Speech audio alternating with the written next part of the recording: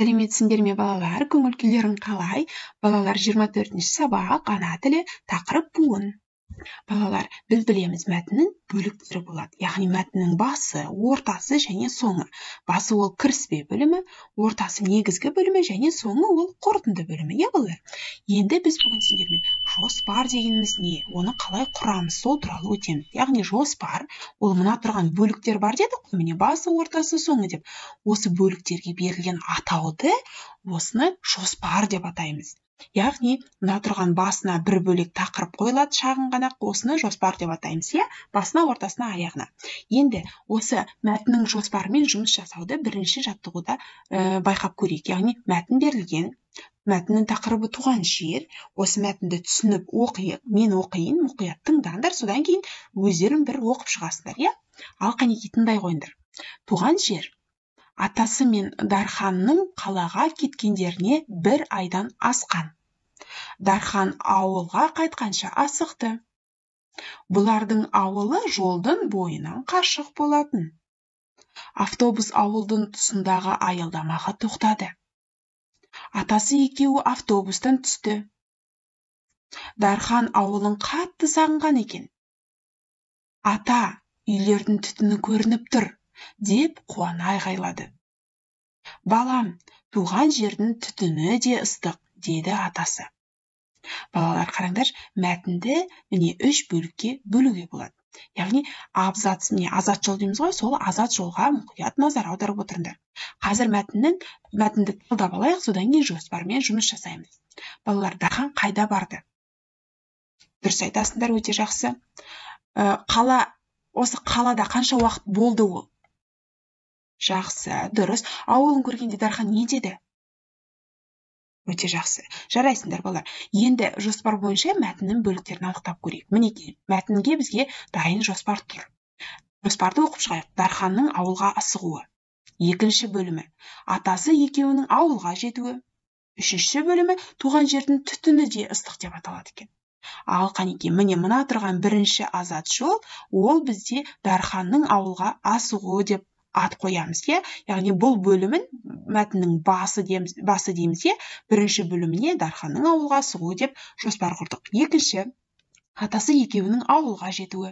Яғни автобустың тоқтап, атасы мен Дарханның автобустан түсуі баяндалатын мәтіннің бұл бөлігіне балалар, атасы екеуінің ауылға жетуі деп қояды екенбіз жоспардың тақырыбын.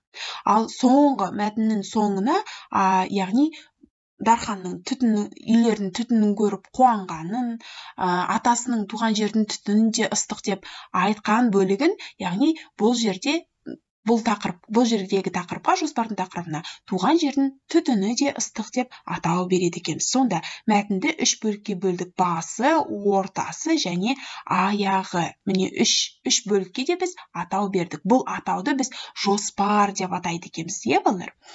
Жоспарды құрған кезде сол бөліктің негізгі идеясына, бұл бөлікте не туралы айтылып тұр, соған басты назарды аудару керек, е балалар? Жоспар құрған кезде бір сөйлеммен осылай қорытындылап айтады екенбіз, е? Ал жақсы, енді өлеңді көшір, 2-ші жаттығуға назар аударыңдар. Балалар, бізге мынандай өлең берілген, өлеңді мұқият тыңдайық, содан кейін 2-ші жаттығуға көшіреміз, дәптермен жұмыс жасаймыз. Ұлы дала ұланымын, көкке аққан бұлағымын, самғай тұғыншы зеңгір көкке, мен елімнің қыранымын. Балалар, зеңгір көк деген ол көк аспан деген мағынаны білдіреді екен. Жақсы, енді 2-ші жаттығуға мына тұрған бос орынға осы өлеңнің бір шумағын әдемілеп көшіріп жазамыз. Балалар, шумақпен берілгендіктен қасында бос орын қалып жатса, ол жерге жазбайсыңдар. Қалай тұр, тура осы қалпында жазып шығуымыз қажет. Жақсы, бастай қойыңдар. Бас әріппен бастаймыз. Тыныс белгісін ұмытпай қойып шығыңдар. Дәптерді қиғаш, денені тік ұстаймыз. Қанекей, әдемі көркем етіп жазамыз. Жақсы, жарайсыңдар, балалар. Өте жақсы. Енді 3-ші жаттығуға назар аударайық. Буыннан сөз құрау ойыны басталды, балалар. Балалар 2 топқа бөлінген. 2 топты 3 баладан көріп тұрсыңдар, е? 1-ші топқа қа буыны берілген. 2-ші топқа ба буыны берілген. Енді осы буындардан сөз құрап көрейік. Марат балалар қайық деді. Сәуле болса қала деді. жандос болса қара деп айтқан екен. Жақсы, сөз бірінші топ өте жақсы белсенді жұмыс жасап жатыр. Екінші топқа көмек керек секілді, иә балалар? Қанекей, ба деді. Ажардікі дұрыс па? Дұрыс. Әрі қарай, Алан бала деді. Асан болса балық деді. Ал біздің оқушылар қандай сөз құрай алады екен? Қанекей, мына буындардан тағы басқа сөз құрауға бола ма? Болатын болса, онда комментарийге жаза қойыңдар. Жақсы, енді шығармашылық тапсырма екінші жаттығудың төменгі бөлігінде мынандай кесте берілген. Енді осы кестеге тиісті сөздер жазуымыз керек. Оған қандай сөз жазамыз? Бір буынды, екі буынды және үш буынды сөздер жазады екенбіз. Бастапқы екеуіне мен 2-3 сөз айтып көмек берейін, қалған бөлігін өздерін жазасыңдар, иә балалар? Ұлт, лақ. Неге бұл екі сөзді алдық?